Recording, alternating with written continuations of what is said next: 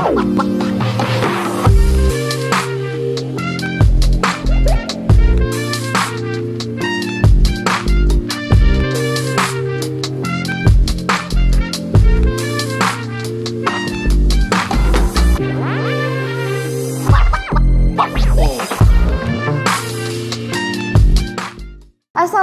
warahmatullahi wabarakatuh, sahabat Masa Kini. Kembali lagi bersama saya Putri Zidni di Masa Kini Talks. Nah, di Masa Kini Talks kali ini kita akan berbincang singkat dengan seorang fotografer yang katanya udah memiliki 8 karyawan. Siapa dia? Langsung saja kita perkenalkan. Eskondel. Nama lengkapnya dong Bang, jangan langsung Eskondel. Oh gitu ya. Oh gitu ya. Nama lengkapnya Edward, dipanggil Edo. Betul. Betul. Edo memang namanya, bukan Arman. Arman, ih. Jadi kenapa Eskondel sih Bang namanya? Oh, itu juga nggak tahu karena udah keseringan ngomong Eskondel sama kawan-kawan. Jadinya udah termakan Eskondel. Sementara arti Eskondel juga udah kami coba searching di Google, itu juga nggak ada artinya. Bukan cendol ya? Bukan cendol, bukan. Memang tetap Eskondel. Ciri khas tersendiri Iya, Eskondel itu jadi ya? jadi kayak apa? Kayak jargon-jargon gitu. Oh, jargon. Oke. Nih, Abang udah berapa lama sih jadi fotografer? Berapa lamanya kalau start komersilnya itu kurang lebih dari tahun 2007. 2007. Itu start komersil, tapi kalau hobi-hobi mungkin dari kuliah ya.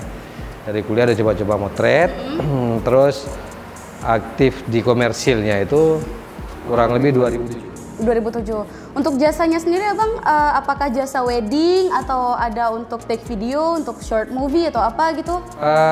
Awal berdirinya Rumah Foto itu kita berawal dari videografi.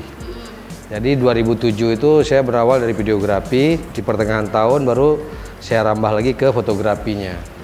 Setelah kita jalani videografi ternyata banyak konsumen atau klien yang minta juga foto bareng sekalian gitu di tempat kita.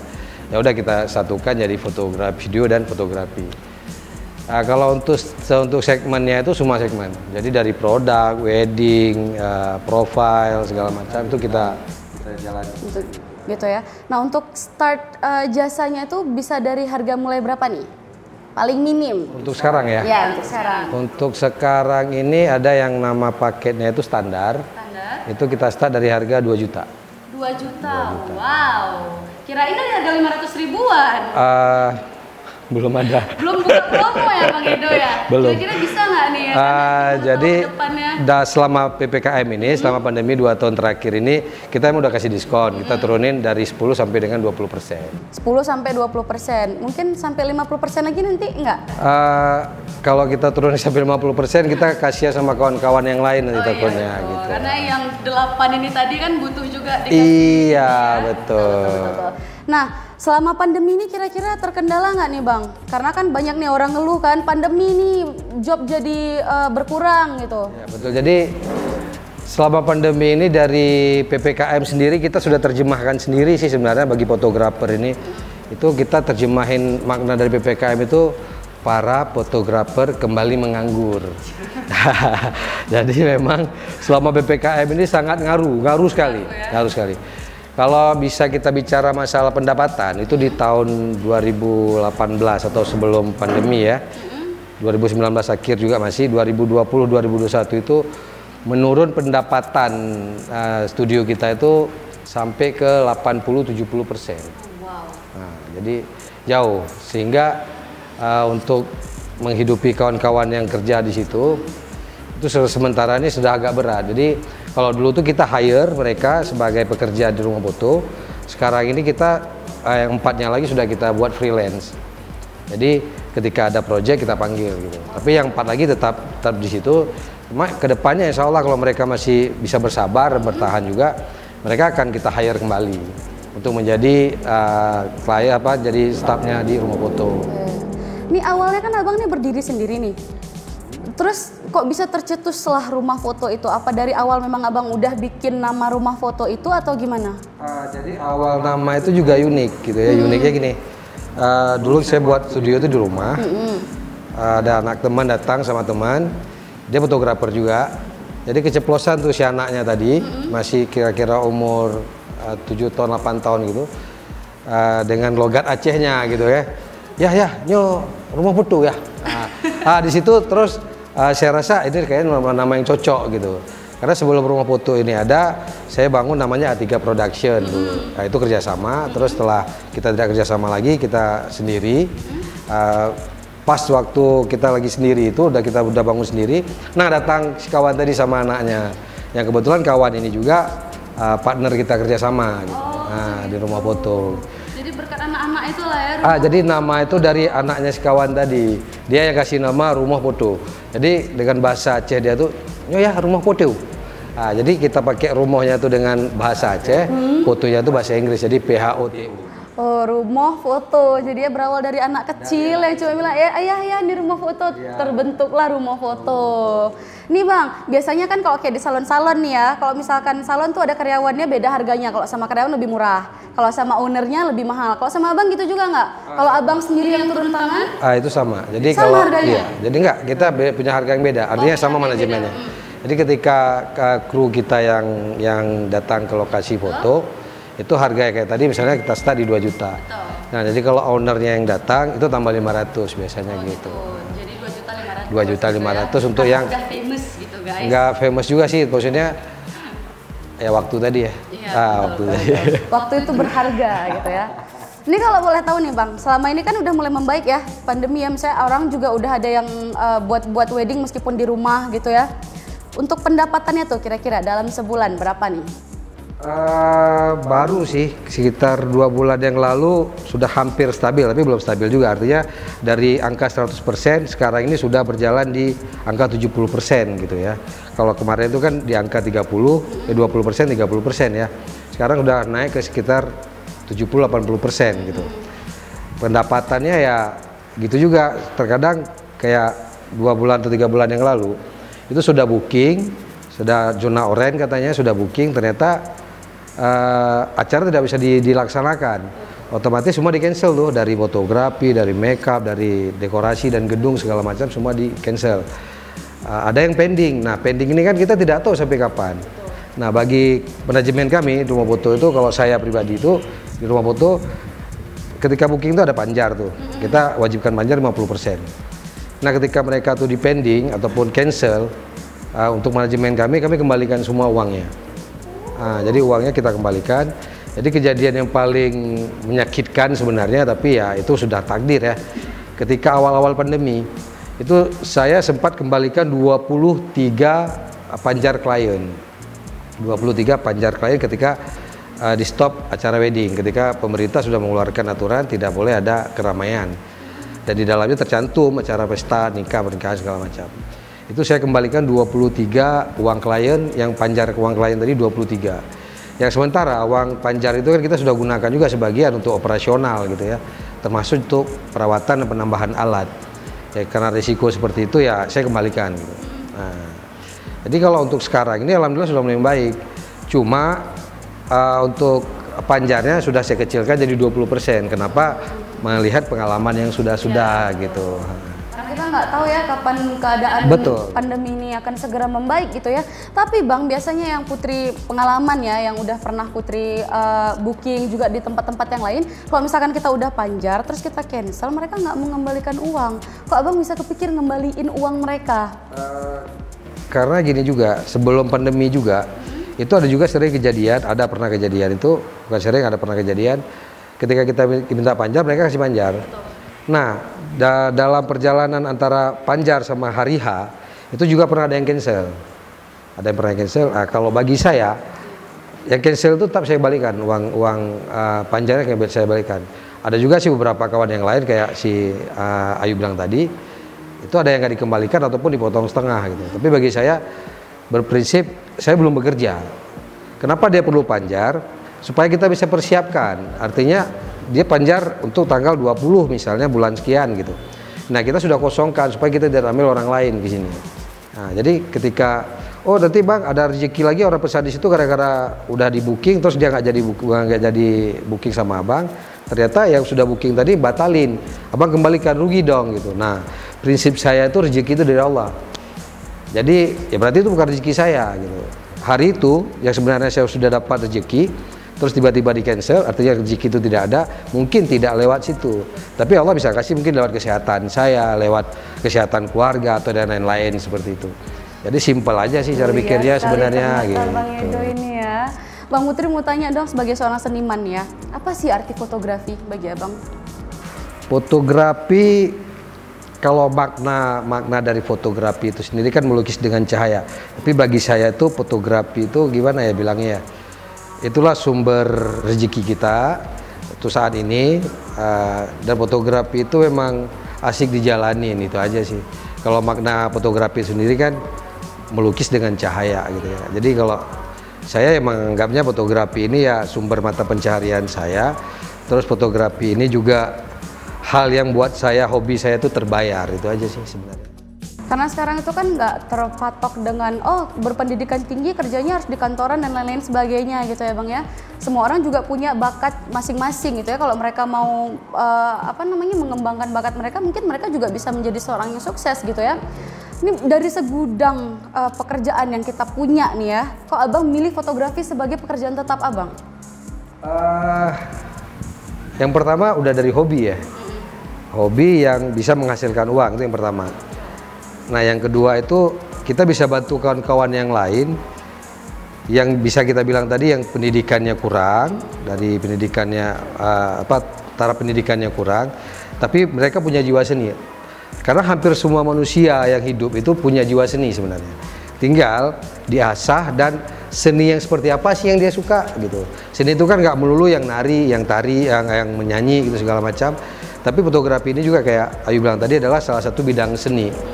Nah alhamdulillah dari 8 kru saya atau kawan-kawan yang bekerja sama itu ada satu yang difabel, dia itu bisu tuli, namanya Nanda. Itu di tempat saya ada 1 orang, sampai hari ini dia masih bekerja dan dia tidak masuk dalam freelance, dia masih jadi staff di rumah foto sampai hari ini alhamdulillah. Dia asalnya dari Tamiang, jadi dulu ketemunya tuh di Tamiang, di Langsa waktu ada workshop foto. Orang tuanya ngomong, bisa nggak Bang diajarin anak saya. Jadi Nanda itu datang dari Tamiang kemari, ngerantau kemari, tinggal di tempat Edo. Itu selama 1 tahun kurang lebih dia masih belajar karena memang komunikasi kita ke dia kan agak susah karena kita nggak bisa ya. Alhamdulillah sekarang saya pun udah bisa bahasa dia jadinya gitu. Jadi alhamdulillah sekarang dia masih bekerja. Nah artinya di fotografi ini kita tuh bisa mempekerjakan orang-orang seperti mereka juga. Apalagi yang alhamdulillah sempurna seperti kita gitu. Nah, jadi peluang untuk belajar di fotografi itu atau untuk meng-hire orang-orang yang pengangguran yang lain itu lebih gampang. Betul. Menekuni bidang pekerjaan seperti Abang ini kan ada masa up and down-nya gitu ya Bang ya. Pernah nggak sih terpikir oleh Abang, ini kayaknya pas lagi down ya, pas lagi down ini kayaknya nih nggak bisa nih aku kayak gini terus. Apakah pernah terpikir untuk kayaknya aku harus cari sampingan nih gitu untuk kerja lain atau apa gitu? Kalau aku punya trik sih sebenarnya untuk menghilangkan rasa bosan itu dan menghilangkan kalah pasar istilahnya. Nah kenapa di rumah foto itu selalu welcome untuk anak-anak baru yang datang untuk sharing-sharing ilmu. Ya karena kita butuh juga mereka yang masih muda-muda itu mereka punya ide. Tapi terkadang ide mereka tidak bisa aplikasikan karena mereka tidak bisa teknis. Nah di rumah foto tuh kita buka loh kawan-kawan tuh kita buka open house di situ, kita buka pintu sehingga dari daerah juga itu kebanyakan kalau di sini insya Allah kalau rumah foto dikenal karena apa sama fotografer tuh karena kita welcome. Jadi ketika mereka datang mereka tuh kasih ide, Bang sekarang tuh lagi trennya kayak gini Bang, cuma aku nggak bisa. Nah kita bisa teknisnya nih, ya udah kita paduin, kita ajarin dia teknis, dia kasih masukan ke kita ide. Alhamdulillah sampai hari ini rumah foto tuh up to date. Nah jadi banyak kawan-kawan yang seleting dulu, malah ada abang leting dulu, yang sebagian sudah tutup, artinya sudah tidak berkecimpung lagi di foto, malah dia coba ke usaha-usaha lain, kemungkinan itu karena gak up to date. Jadi sehingga klien hari ini, yang menikah hari ini adalah orang-orang yang zaman hari ini. Kalau kita masih pakai prinsip dan gaya foto style dengan zaman yang 2007, 2008 lalu, kita udah ketinggalan aja. Dan setiap harinya itu selalu lahir fotografer-fotografer baru. Sehingga kalau di sini sekarang saya pernah data di komunitas-komunitas itu untuk weddingan aja tuh di Banda Aceh itu udah mencapai 200 lebih fotografer. Dan itu adalah kompetitor kita. Gitu. Kalau kita tidak up to date ya Berarti kita harus siap untuk padam gitu. Betul. Itu pernah nggak sih Abang kepikiran untuk bikin kayak seminar ataupun buka kursus gitu untuk mungkin para calon muda-mudi nih yang punya bakat juga gitu kan, diajarin sama Abang gitu, pernah nggak kepikiran gitu? Itu sudah kita jalani. Oh udah. Ya, itu sudah kita jalanin. Jadi based on manusianya, on orangnya, based on humannya, kita lihat kayak tadi misalnya Nanda itu berawal dari course dari kita. Dari course kita kasih harga course sekian, tapi ketika minat dia tuh lebih besar dan dia emang serius, dan kita ajak kerjasama sehingga dia jadi kru. Nah, dari 8 orang tadi kru di situ adalah mantan ataupun pernah belajar di Edo gitu. Jadi setelah mereka belajar, mereka masih tetap ingin bergabung dan ingin seriuskan bakatnya, ya mereka bergabung. Sebagian lagi mereka freelance, mereka artinya mereka sudah buka usaha sendiri. Tapi ketika kita butuh orang, kita ajak, mereka mau ketika mereka itu tidak beradu jobnya. Gitu. Jadi rata-rata seperti itu. Untuk inner system manajemennya sendiri nih biasanya kan selain ini ya, selain pekerja tim fotografer tuh biasanya kan ada asisten, ada bagian accounting dan lain sebagainya, itu Abang handle sendiri semuanya? Di rumah foto itu kita nggak ada sistem seperti itu, tidak ada sistem bos anak buah. Jadi kita tuh tetap kekeluargaan sistemnya. Jadi marketing itu saya sendiri yang urus marketingnya. Cuma kita nanti ada bagi tim tempat lain tuh editor, fotografer, videografer, editor, videografer. Jadi itu kita bagi timnya aja. Tetapi dalam 4 tim ini mereka juga serba bisa. Tim editor tadi dia bisa juga motret. Tim motret tadi dia juga bisa ngedit. Gitu. Jadi cuma kita bagi divisinya aja dalam itu. Sementara kalau PIC, person in charge-nya itu ya bisa semua gitu. Jadi kita di rumah foto tuh kita sharing ke kawan-kawan, kita ajarin kawan-kawan yang bergabung itu untuk semuanya bisa. Gitu. Keren, jadi memang nggak ada batasan ya, tidak aku ada. Bos, kamu bawahan tidak ada. gitu ya, semuanya sama rata. Nah, makanya saya nggak bisa bilang, kalau orang tanya punya staff berapa, ya saya tidak punya staff gitu. Kita tuh punya kru dan semua di dalam itu adalah kru. Gitu. Tidak ada bosnya, jadi cuma ada kru doang gitu. Tidak ada bosnya. Ownernya sebagai owner mungkin Edo gitu. Hanya nama, tapi kalau perlakuan kita sama gitu.